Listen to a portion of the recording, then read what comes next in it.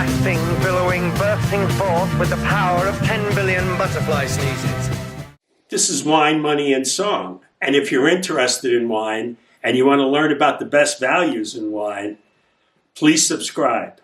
So as you can see, we're at a studio today and we're up at my Lake Winnipesaukee home on the beautiful Lake Winnipesaukee in New Hampshire, the second largest natural lake in the United States. And it's the last week of August, and I have to wear a windbreaker. It's in the 60s. This episode, we're going to touch upon the results of the 2022 Bordeaux Futures campaign. Now, the Futures started in May, and usually it runs till about Labor Day. So we're approaching that, and the results so far have been underwhelming. In the United States, it's been kind of very quiet, almost a dud. And in Europe, which is 70% of the Bordeaux market, it's been pretty much of a flop. So we're going to go over the reasons why I feel that happened with this campaign. But first, I want to go over the whole process of futures and how it works, just to refresh your memory. So when the Bordeaux producers offer the new vintage on a futures basis, everyone comes to Bordeaux in May, and there's a full week of public relations and selling the new vintage. Everyone plays it up. It's big PR. There's, a lot of smoke going up in the air, and this is the greatest vintage since, who knows when. And with this vintage, the 2022s, the writers helped a lot with almost their hysterical high ratings. Now, maybe they'll be justified, but all you have to do is go back and look at the 2003 vintage, which they lauded, and go back and taste some of those wines. Some of the wines are very good, but most of the wines are very uninteresting, blocky, awkward, and not charming. But we will see. And most of the Bordeaux producers, when they had the harvest, they were very doubtful.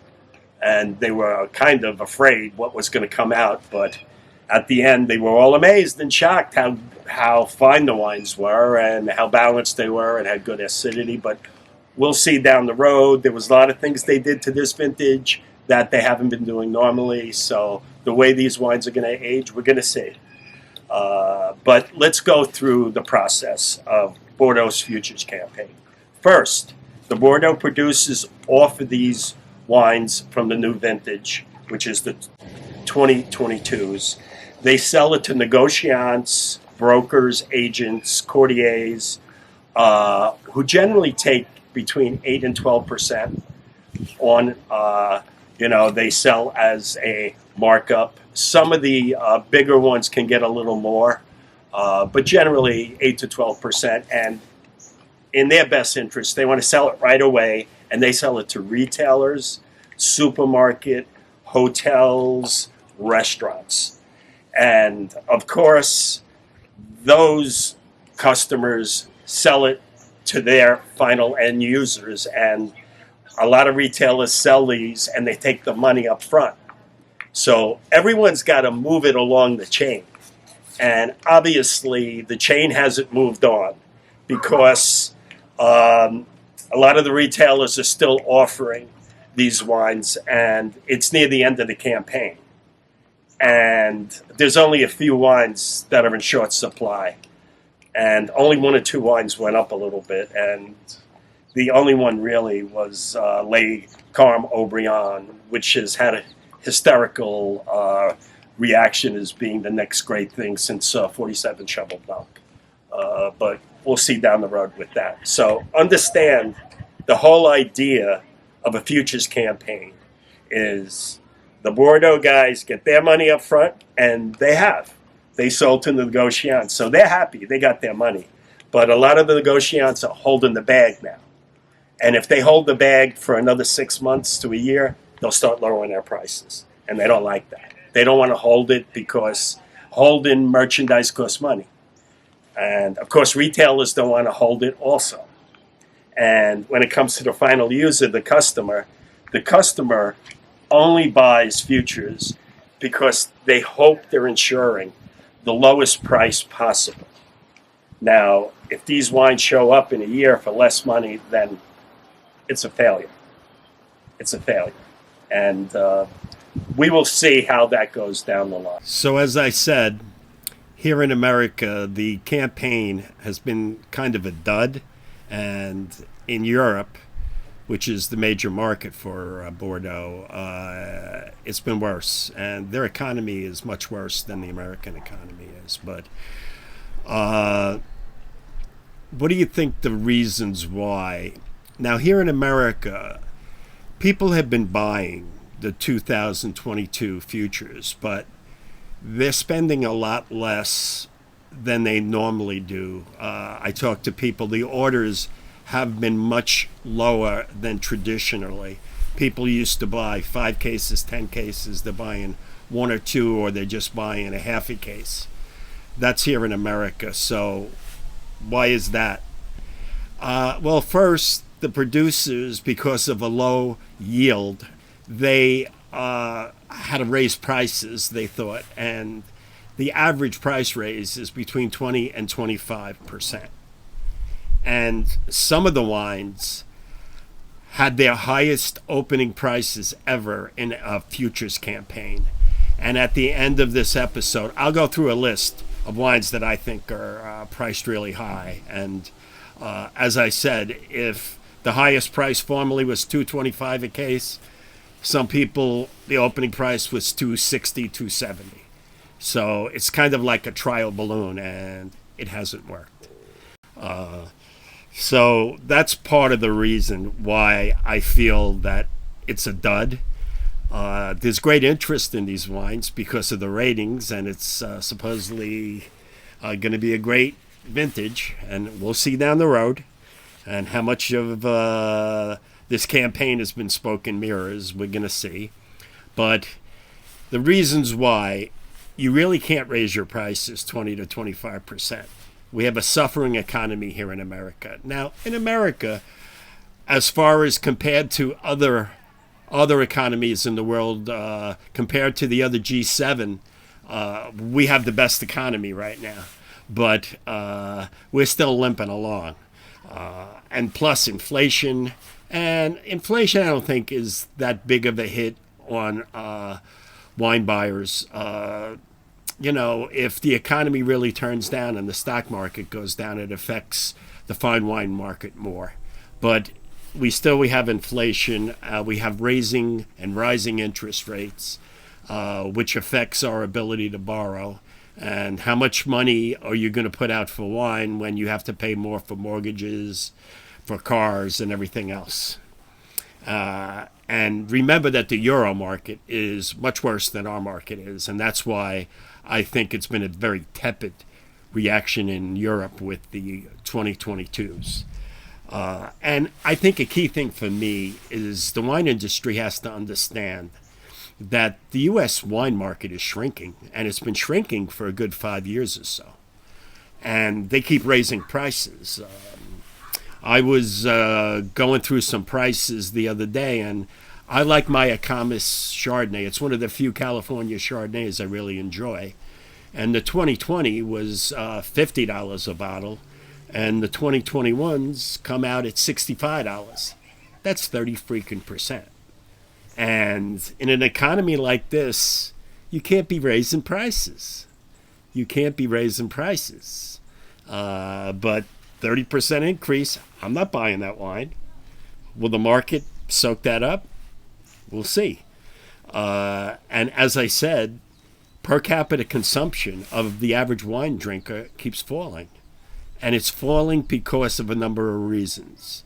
It's because of the competition from other beverages, hard liquor, hard cider, craft beers, and all the mixed drinks that are selling like crazy with the younger people. They're not drinking wine.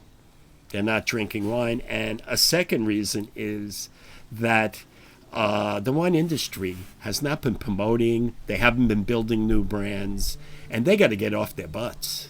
They got to start working harder to increase the wine market here in America, and the fine wine market. The fine wine market here is basically 60 and over, and these people are going to start dying off. People like me, you know. How much longer am I going to be buying wines?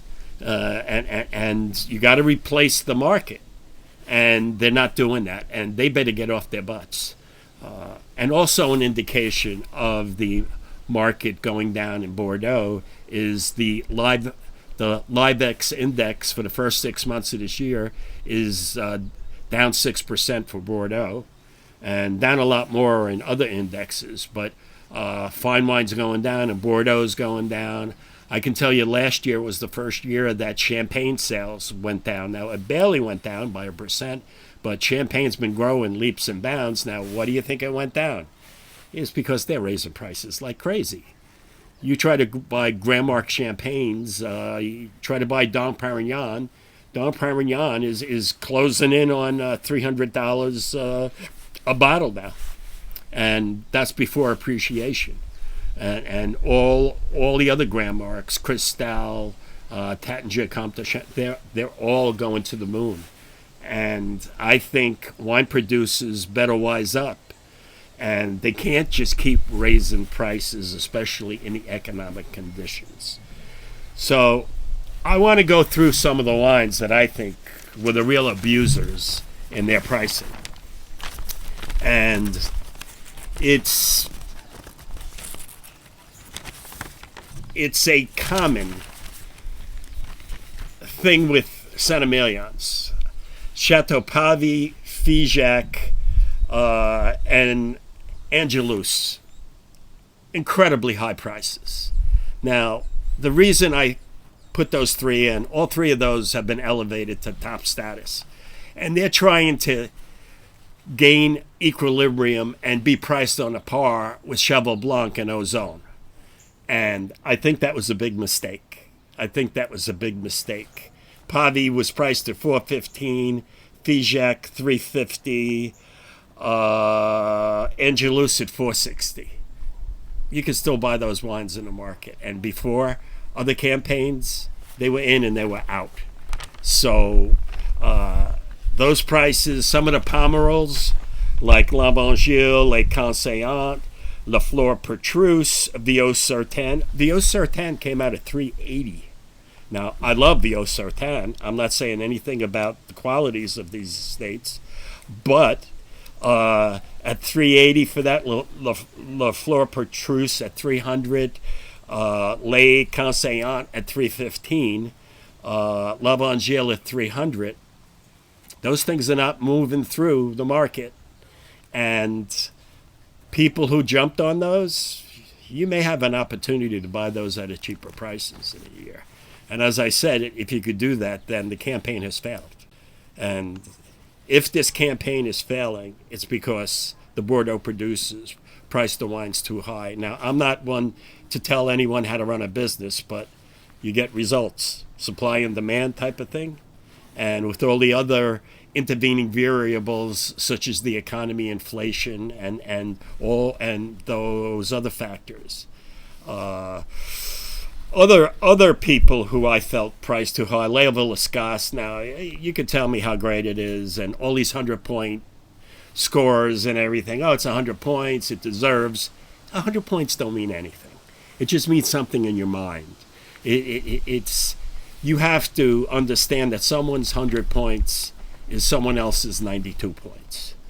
And it's very subjective, wines, and personally, I choose wines that are more elegant and more balanced instead of powerful and heavily extracted. And there's not one wine that's 100 points for me that's over the top, highly alcoholic, and very extracted, and very, very bulky, and lacks charm. But that's myself. You can like big wines and tannic wines and alcoholic wines, and they could be 100 points to you. Some of the other people, As I said, Leoville Lascaux at $370, Parma at $399. Now I know Parma makes great wines, and sometimes they make it at the same level as Margaux, but Margaux is a first growth, and understand first growths are very different than all the other wines, and some of the right bank wines like Cheval Blanc, Ozone, Petrus, La Panne, and those wines and Chateau de Flora, they're separate because they're royalty, and if their prices go up $50, $100, if you're paying $700 for Lafite, you'll pay $800 for Lafite. It's more elastic, the pricing, because that segment of the market is well heeled, and they're the 1%ers buying first growths and buying those Palmarols and buying Cheval Blanc and Ozone. So that's separate. And I thought the first growths were very temperate in their pricing. I was surprised they didn't come out higher. But other wines that are higher, that priced Ducros Beaucaillou almost at $260, Lynch Bage at $149, maybe a little too high, and I love Lynch Bage. And other wines, especially Coesternel at $280, and Montrose is at $225. And to me, Montrose is my pick is the best Saint Estèphe. Why would I buy Coesternel at 25-30% more than Montrose? And Montrose is not cheap at $225, but compared to Coesternel at $280, hey, that's high. And we're going to see what happens in a year. And if in the spring these prices, you see a little drip and drab. Right now in Europe, I understand that some of the chateaus are offering some of the back vintages of these wines at lower prices. They're cutting the prices to get cash flow.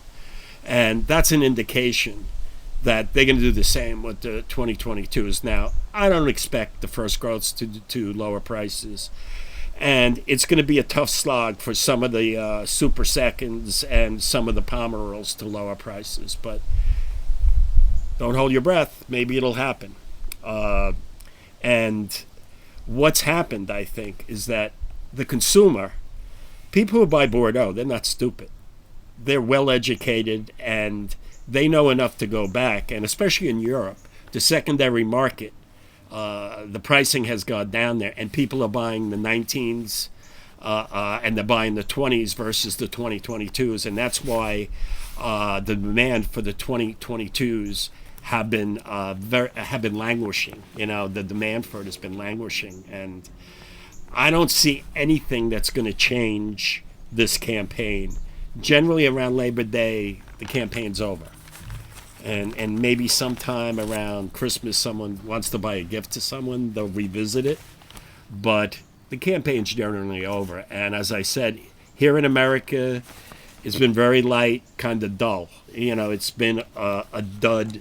You could still buy most of the wines except for Carmes, Orion, and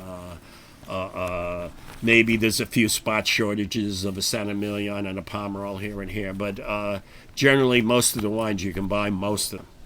And we're going to see what happens. And keep on top of it. Now, this series on 2022 Bordeaux's has been very exhaustive. And I hope it's been helpful for you, the wine consumer, that you've been able to look at things from a different perspective. And as I said before, this isn't my first rodeo. I've been buying futures and been involved in the futures wine business since the early 80s.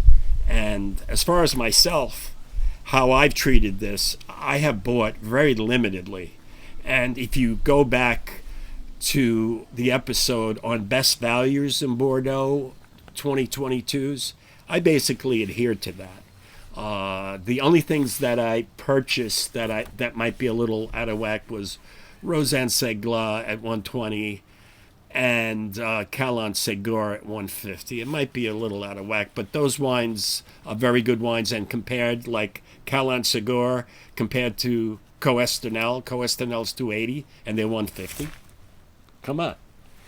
And Palmer at $3.99 and Rosanne Segla at $120. Come on. Those are good values and those are good estates. So hopefully after you see this, it'll put more brain food in there for you and how to make better decisions. So finish up what you're buying if you're still considering buying things, but they're still out there. And if you're on the fence about purchasing, you might be able to buy those wines 10%, 15% less in the spring. We'll see.